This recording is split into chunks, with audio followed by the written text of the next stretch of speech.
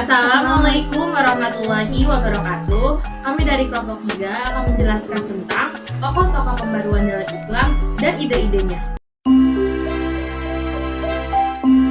Ali Pasha dalam bidang militer, jatuhnya Mesir ke tangan Napoleon Bonaparte menyadarkan Muhammad Ali Pasha.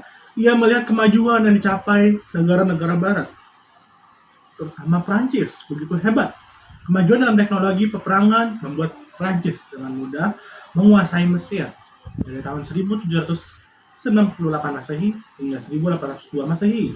Setelah Prancis dapat diusir Inggris pada tahun 1802 Masehi, Muhammad Ali Pasha mengundang Saif, seorang perwira tinggi Prancis, untuk melatih tentara Mesir. Yang kedua, bidang ekonomi dan sosial.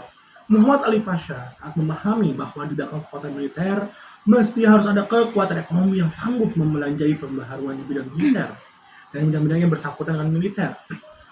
Jadi dua hal yang penting baginya, kemajuan ekonomi dan kekuatan militer. Dan dua hal ini menghendaki pengetahuan atau ilmu modern. Salah satu dampak perkembangan ekonomi tersebut adalah ekspor kapas ke negara Eropa.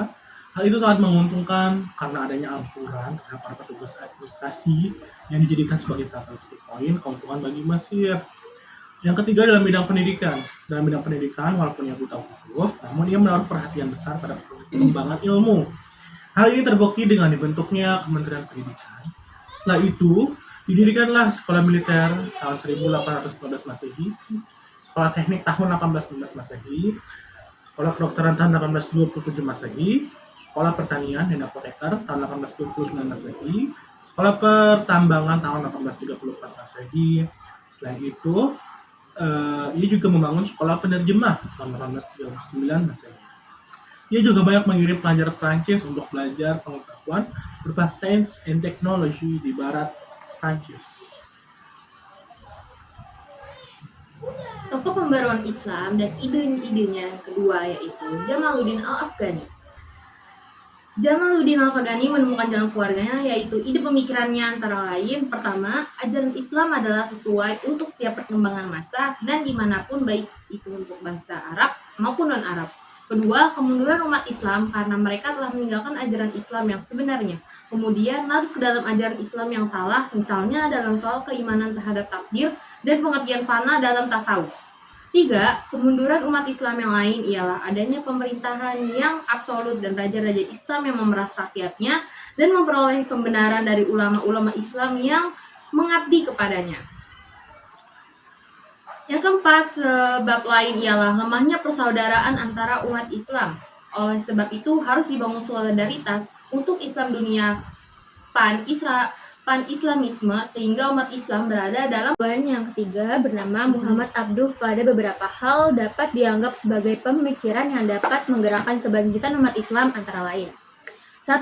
Kemunduran umat Islam karena mereka ditimpa kejumudan dan kebekuan berpikir serta fanatisme kelompok dan mazhab. Akibatnya mereka enggan dan tidak menghendaki perubahan. Sepatuhan mutlak tanpa syarat kepada ulama dan menyerahkan kepada takdir tanpa dibarengi dengan usaha, sehingga ungkapannya yang sangat populer, Islamu mahjubun bil al-muslimin. Kedua, Abduh menyerukan agar umat Islam kembali kepada Al-Quran dan Al-Hadis serta kehidupan salafus saleh. Untuk ini, pintu ijtihad tetap terbuka bagi para ahli yang memenuhi syarat-syarat ijtihad. 3. Islam adalah ibadah yang muamalah. Dalam soal ibadah tidak perlu dilakukan ijtihad, tetapi dalam soal muamalah diperlukan interpretasi baru ijtihad, sesuai dengan perubahan keadaan sekarang. 4. Ilmu pengetahuan modern barat berdasarkan sunatullah hukum alam, karenanya tidak bertentangan dengan Islam. Yang kelima, perlu ada perombakan sistem pendidikan, baik metode maupun kurikulumnya. Konsepsi pendidikan itu pertama kali ditunjukkan ke Universitas Al-Azhar, agar di universitas ini diajarkan ilmu pengetahuan umum didampingi dengan ilmu pengetahuan agama. Lalu pembaharuan yang keempat yaitu tokoh Muhammad Rashid Ridha. Yang pertama, tokoh pembaharuannya yaitu mengembangkan sikap aktif, kreatif, dan dinamis di kalangan umat. Yang kedua, umat Islam harus mampu meninggalkan sikap kejumudan dan fatalisme atau jabariyah.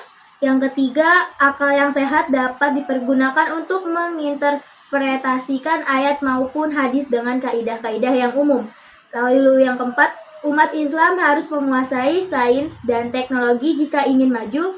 Yang kelima, kemunduran umat Islam karena mereka banyak melakukan bid'ah dan khurafat yang masuk ke dalam ajaran Islam.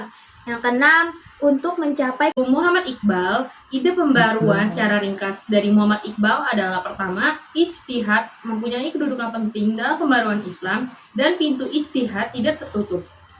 Kedua, kemunduran umat Islam disebabkan oleh kebekuan dalam berpikir. Ketiga, perhatian yang berlebihan terhadap zuhud membuat masyarakat tidak atau kurang memperhatikan masalah-masalah dunia dan kemasyarakatan.